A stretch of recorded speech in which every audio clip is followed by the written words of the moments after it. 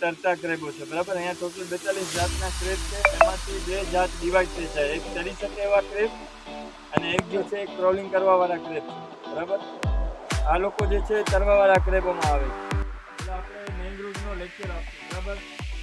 Mangrove જે છે તમારા ભણતરમાં આગળ આવશે. આગળ જતાં આપણે ડેડ કોરલ હશે એ જોશું આપણે, બરાબર. અને એમ જતાં આપણે મરીન જીવો જોશું, બરાબર.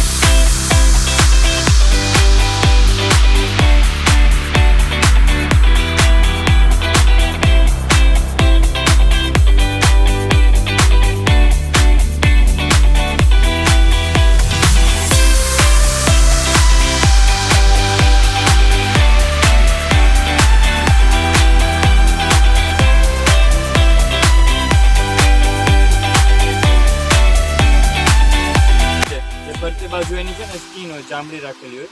આપણે ચામડી હટારે ને એટલે આખી શાઇનિંગ મારતી હોય છે, એકદમ ચમકતી હોય મોતીની જેમ, બરાબર છે.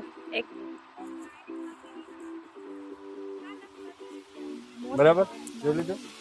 પછી આપણે વુલ્ફ ક્રેબ તો જોઈ લીધો હતો, બરાબર.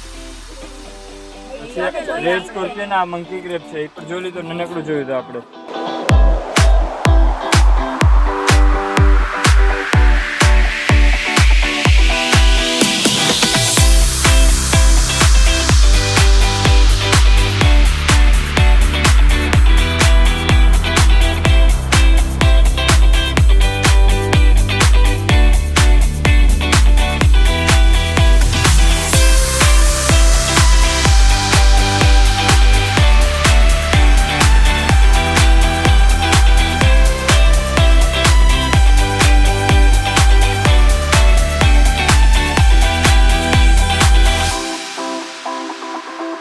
ડેડ કોરલ છે, મરેલું છે, બરાબર.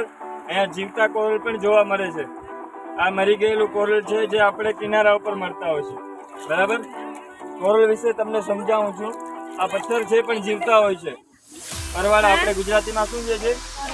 યાદ રાખજો, પરવાળા આવશે ક્યાંક આપણા ગુજરાતીમાં. આને કોરલ કહેવાય, બરાબર.